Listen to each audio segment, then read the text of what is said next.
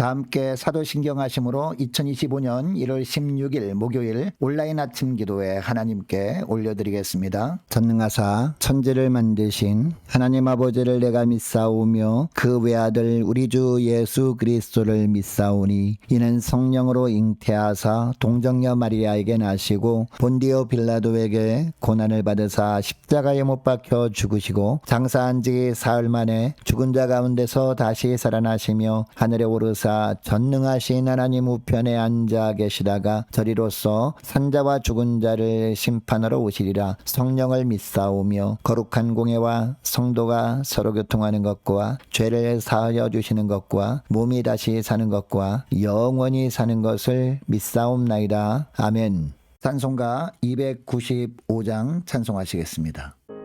큰 죄에 빠진 나를 주 예수 건지사 그 넓은 품에 다시 품으신 은혜는 저마다보다 깊고 저 하늘보다 높다. 그 사랑 영원토록 나 찬송하리라. 날로 더욱 귀하다. 날로 더욱 귀하다. 한이 없이 넓은 우리 주의 사랑. 날로 더욱 귀하다. 옛날에 유대 땅에 주 예수 다닐 때 그 은혜 받으려고 큰 물이 모였네. 물은 먼저 병든 자를 다 고쳐주셨으니 나 같은 죄인까지 그 은혜 받도다. 날로 더욱 귀하다. 날로 더욱 귀하다. 한이 없이 넓은 우리 주의 사랑. 날로 더욱 귀하다. 주 크신 사랑으로 만 백성 위하여 그 십자가의 고난 다 받으셨으니 그 속죄 받은 성도 큰 소리 함께 높여 온 천지 울리도록 주 찬송하리라. 날로 더욱 귀하다. 날로 더욱 귀하다. 한이 없이 넓은 우리 주의 사랑. 날로 더욱 귀하다.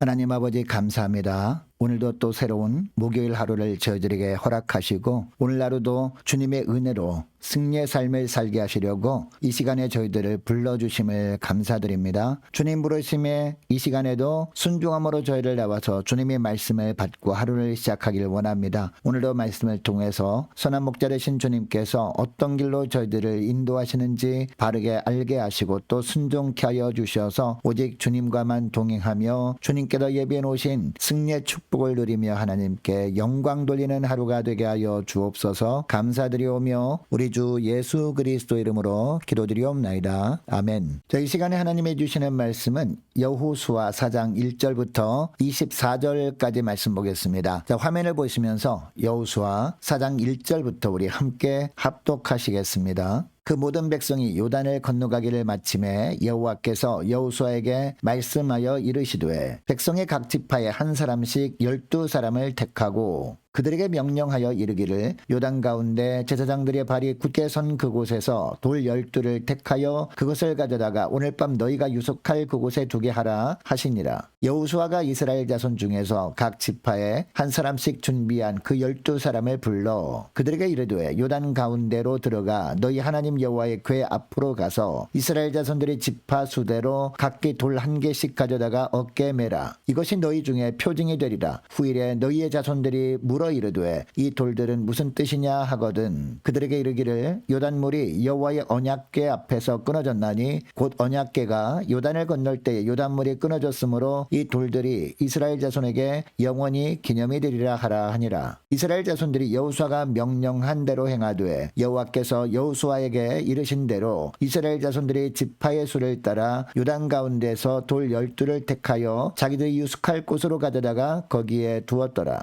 여호수아가 또 요단 가운데 곧 언약궤를 맨 제사장들의 발이 선 곳에 돌 12를 세웠더니 오늘까지 거기에 있더라. 또 여호와께서 여호수아에게 명령하사 백성에게 말하게 하신 일 곧 모세가 여호수아에게 명령한 일이 다 마치기까지 궤를 맨 제사장들이 요단 가운데에 서 있고 백성은 속히 건넜으며 모든 백성이 건너기를 마친 후에 여호와의 궤와 제사장들이 백성의 목전에서 건넜으며 루벤 자손과 갓 자손과 므낫세 반 지파는 모세가 그들에게 이른 것 같이 무장하고 이스라엘 자손들보다 앞서 건너갔으니 무장한 4만 명 가량이 여호와 앞에서 건너가 싸우려고 여리고 평지에 이르니라. 그날에 여호와께서 모든 이스라엘의 목전에서 여호수아를 크게 하시매 그가 생존한 날 동안에 백성이 그를 두려워하기를 모세를 두려워하던 것 같이 하였더라. 여호와께서 여호수아에게 말씀하여 이르시되 증거궤를 맨 제사장들에게 명령하여 요단에서 올라오게 하라 하신지라. 여호수아가 제사장들에게 명령하여 이르기를 요단에서 올라오라 하매 여호와의 언약궤를 맨 제사장들이 요단 가운데서 나오며 그 발바닥으로 육지를 밟는 동시에 요단물이 본 곳으로 도로 흘러서 전과 같이 언덕에 넘쳤더라.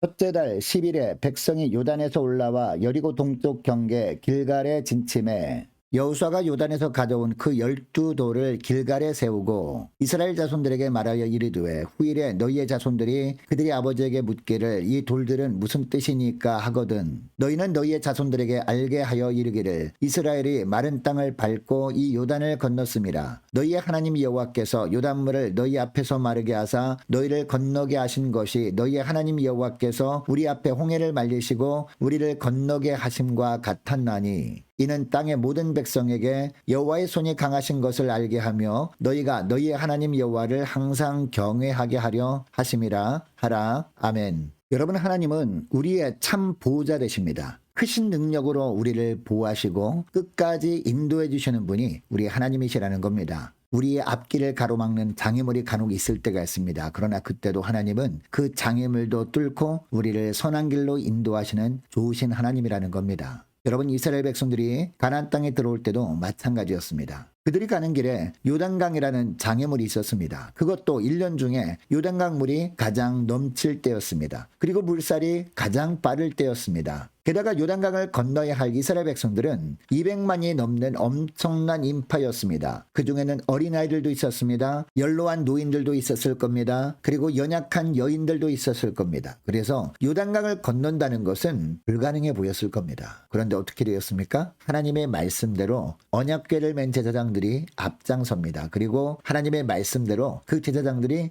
요단강에 발을 디뎠을 때 하나님의 놀라운 기적이 일어납니다. 흘러내리던 요단 강물이 멈추면서 마른 땅과 같은 길이 열린 겁니다. 그리고 그 길로 이스라엘의 모든 백성들이 요단을 건널 수 있었습니다. 자, 오늘 본문에는 이스라엘 백성들이 요단을 건넌 이후의 일이 기록되어 있습니다. 1절에 보니까 그 모든 백성이 요단을 건너기를 마침에 여호와께서 여호수아에게 이르시되 라고 합니다. 그러니까 요단을 건너기 전에도 하나님의 말씀이 있었고 요단을 건넌 후에도 하나님께서 말씀하고 계시는 겁니다. 여러분, 이것을 통해서 우리가 알 수 있는 사실이 있습니다. 하나님은 지난날 우리가 믿음의 첫 발을 뗄 때만 인도하신 분이 아니라 인생의 요단강을 다 건널 때까지 그리고 건넌 이후에도 늘 말씀으로 인도하시는 분이라는 겁니다. 여러분 이것을 기억하시고 늘 주님의 말씀에 이끌려 끝까지 믿음의 길을 걷는 저와 여러분 되시기를 주의 이름으로 축복합니다. 자, 계속해서 2절 말씀부터 보니까 하나님께서 여호수아에게 또 어떤 말씀을 하십니까? 2절 3절 말씀 보시기 바랍니다. 요단강을 건넌 후 강 한가운데 서 있는 제사장들이 발 밑에 밟고 있던 돌 12개, 즉 12지파를 상징하는 12개의 돌을 세워서 기념석을 삼으라 라고 명령하고 계십니다. 그리고 6절 말씀해 보니까 하나님께서는 이 12개의 돌이 훗날 자손들에게 하나님께서 이스라엘에게 하신 일을 증거하는 표징이 될 것이다 라고 말씀하십니다. 세월이 흐르면서 요단을 건넌 이스라엘 백성들이 후손들이 계속해서 태어날 겁니다. 그들은 이 요단을 건넜던 경험이 없는 세대일 겁니다. 그들은 단지 조상들로부터 내려온 이야기로 요단을 건넜던 일을 들을 뿐이었을 겁니다. 그 후손들이 요단 강가에 올 때마다 그들은 12돌을 보면서 이 돌들이 무슨 뜻이냐고 물을 겁니다. 이때 어떤 대답을 하라고 하고 있습니까? 7절 말씀을 보니까 요단물이 여호와의 언약궤 앞에서 끊어졌나니 곧 언약궤가 요단을 건널 때에 요단물이 끊어졌으므로 이 돌들이 이스라엘 자손에게 영원히 기념이 되리라 하라라고 합니다. 그러니까 언약궤가 가는 길에 어떤 것도 장애물이 될 수 없었다라는 증거가 이 12돌이라고 말해주라는 겁니다. 이 12돌이 그 하나님의 일하셨던 표징이라는 겁니다. 여러분 여기서 표징이라는 단어가 나오는데요. 이 단어는 출애굽기 1장에서 13장 사이에 14번이나 반복적으로 나오는 단어입니다. 그런데 출애굽기에는 이 표징이라는 단어가 하나님께서 애굽에 내린 10가지 재앙처럼 이스라엘 백성을 애굽에서 구원하시는 과정을 거칠 때마다 이 표징이라는 단어가 등장합니다. 그러므로 표징이 되리라 라는 말씀에는 가나안에 입성한 후손들이 직접 애굽에 내린 10가지 재앙과 홍해 두아 사건을 경험하지 않았다 할지라도 가나안 땅, 즉 약속의 땅을 이스라엘 백성들이 얻게 된 것은 자기 조상들 덕분이 아니라는 겁니다. 뿐만 아니라 지도자들의 열심으로 얻게 된 땅도 아니라는 겁니다. 오직 하나님의 주권적인 역사와 은혜의 결과로 가나안 땅을 얻게 된 것임을 깨닫고 이스라엘의 지금까지의 모든 역사를 이끌어 오신 하나님만을 경외하게 해야 한다는 겁니다.